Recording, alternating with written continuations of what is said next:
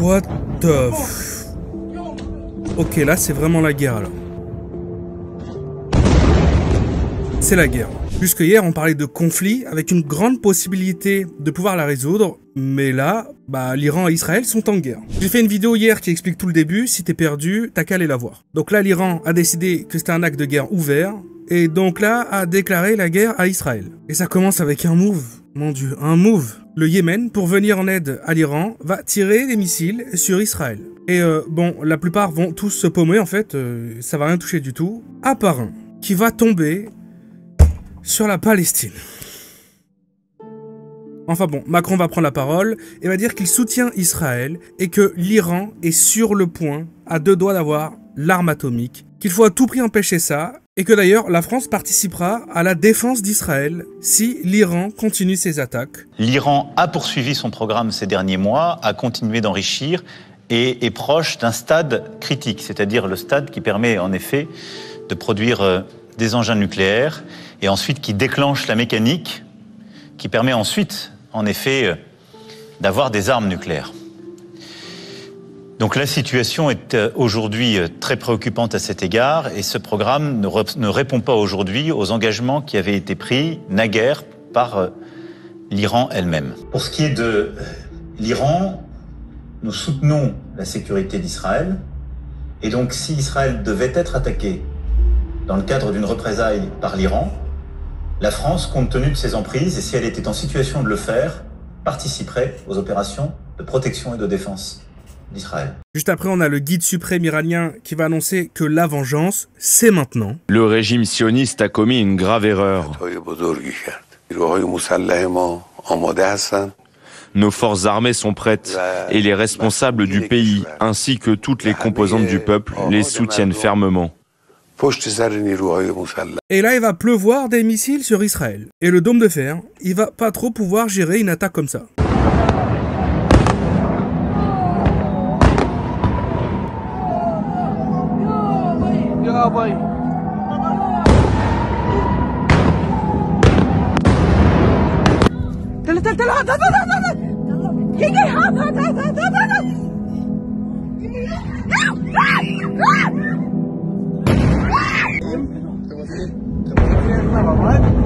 C'est bon.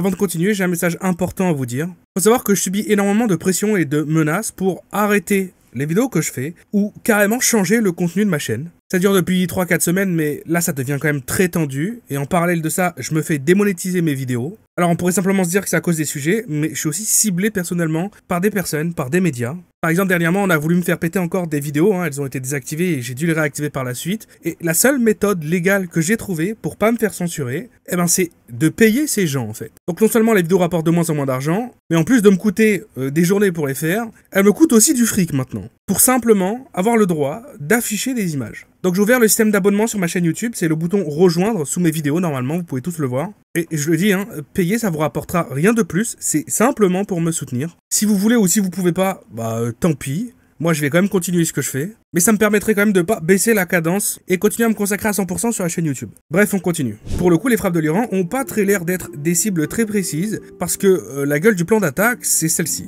Le truc de dingue, c'est qu'on peut voir vraiment en temps réel, et c'est vraiment du jamais vu, surtout dans une qualité d'image comme ça, comment fonctionnent les dispositifs de défense qu'on a en ce moment, avec les missiles lancés du sol, pour venir intercepter ceux qui arrivent du ciel. L'Iran va ensuite communiquer « Notre vengeance ne fait que commencer, ils paieront un prix élevé pour avoir tué nos commandants, nos scientifiques et notre peuple. Nulle part en Israël ne sera sûr, notre réponse sera douloureuse. » Israël va répondre que l'Iran paiera un prix insupportable pour avoir tiré sur des zones peuplées. À côté de ça, les Palestiniens, ils voient ça à distance, parce que c'est pas très loin au final, et vont commencer à faire la fête.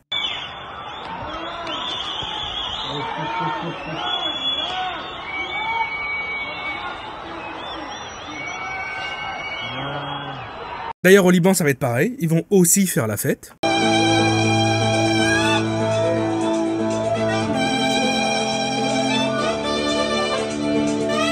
Mais bon, en vrai, si on se rappelle bien, Israël faisait exactement la même chose.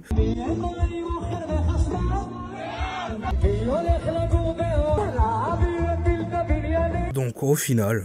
Alors là, on pourrait commencer à se demander pourquoi il y a autant de frappes qui arrivent finalement à toucher Israël. Et la raison pour certains, c'est que jusqu'à maintenant, l'Iran utilisait ses vieilles munitions. Une technique que l'Iran a utilisée pour affaiblir le dôme de fer, petit à petit, le faire s'éroder comme ça. Pour maintenant, de temps en temps, utiliser leur nouvelle technologie, leur nouvelle mission, des missiles hypersoniques. Et la différence est simple, c'est le jour et la nuit.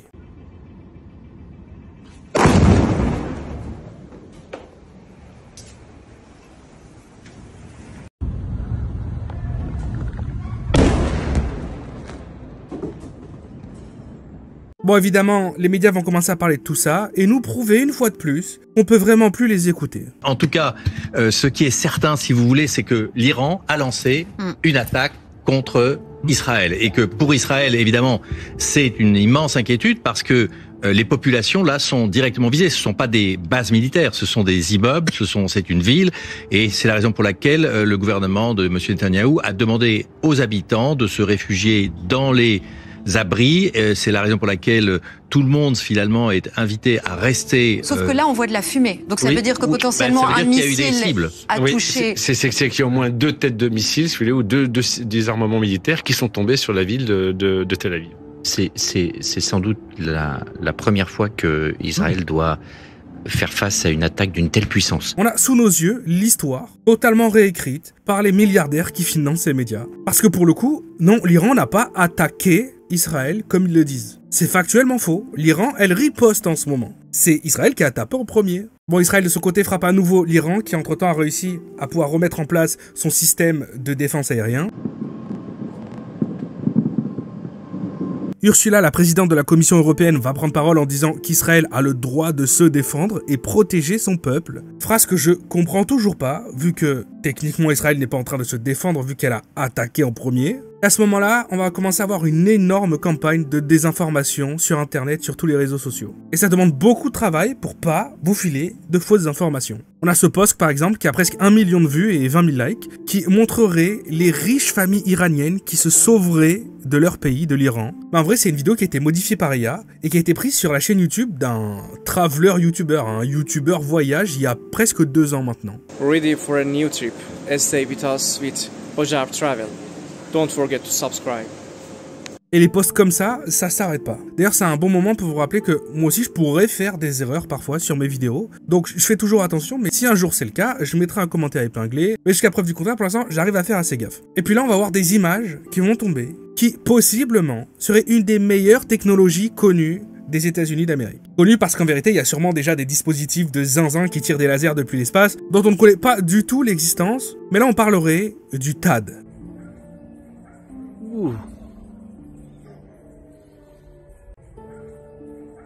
Ouh. En vrai, pour la faire court, c'est un lanceur de missiles depuis le sol qui vient intercepter les autres missiles, mais très rapidement. Ça utilise l'énergie cinétique et ça vient taper les missiles avant même qu'ils commencent de retomber dans le ciel. Même si c'est en dehors de l'atmosphère. C'est très rapide et ça va très loin quand même. Bon, Netanyahou va prendre la parole et dire que jusqu'à présent, ce que l'Iran a subi, c'est rien comparé à ce qui arrive. Et ils vont faire péter une usine à gaz en Iran, qui est sur l'un des plus grands gisements de gaz naturel au monde. Rien que ça. Bon, les images que vous avez vues jusqu'à maintenant, c'est un peu la version compressée de ce qui s'est déroulé les 2 dernières nuits, mais vous arrivez à avoir la big picture comme ça. Et bordel, ça craint de fou. Parce que pendant ce temps-là, Israël a encore éliminé une dizaine de chefs iraniens directement en Iran, avec des frappes très précises, et ils ont aussi tiré sur le Yémen. Une frappe très précise pour éliminer un des dirigeants des Houthis. Ah, et là à l'instant, Emmanuel Macron vient d'atterrir au Groenland pour exprimer évidemment sa solidarité européenne aux côtés des dirigeants danois et groenlandais. L'Angleterre qui envoie des avions pour maintenir l'ordre, les États-Unis qui se mettent aussi à bouger pour renforcer leur position de défense. C'est un peu triste à dire, mais là on est dans une partie de ping-pong quoi. C'est à gauche ça tire, à droite ça tire, à gauche ça tire. Bon, oublie pas le bouton rejoindre si tu veux et peux soutenir la chaîne. Fais ça sur ordinateur plutôt que téléphone, c'est moins cher sur ordi, comme ça Apple il prend pas sa com. Et sinon tu peux simplement t'abonner, c'est gratos. C'était Théo.